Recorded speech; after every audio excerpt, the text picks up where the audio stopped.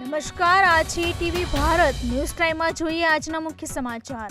રાષ્ટ્રપતિ દ્રૌપદી મુર્મુએ લાલકૃષ્ણ અડવાણી, નરસિંહા રાવ, કર્પૂરી ઠાકુર, ચૌધરી ચરણસિંહને ભારત રત્ન એનાયત કર્યા। ડોક્ટર સ્વામીનાથનને મરણોત્તર સર્વોચ્ચ સન્માન એનાયત કરવામાં આવ્યું।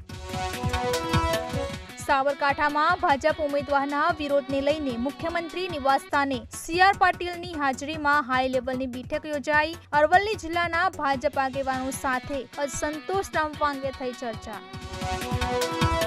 પરસોત્તમ રૂપાલાએ ક્ષત્રિય સમાજ પરના તેમના વિવાદાસ્પદ નિવેદન બદલ 2 વખત માફી માંગી, પરંતુ વિરોધ યથાવત।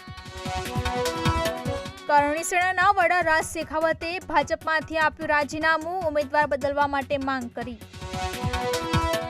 સુરતમાં ફરી એક વખત ડુપ્લિકેટ માર્કશીટનું કૌભાંડ ઝડપાયું। પોલીસે 3 લોકોની ધરપકડ કરી, જરૂરિયાતમંદ વિદ્યાર્થીઓને આપતા હતા માર્કશીટ। દિલ્હી દારૂ કૌભાંડ કેસમાં આમ આદમી પાર્ટીના વધુ એક નેતા ઈડીના સંકંજામાં। દિલ્હી સરકારના પરિવહન મંત્રી કૈલાશ ગેહલોતને સમન્સ જારી કરી પૂછપરછ માટે બોલાવ્યા।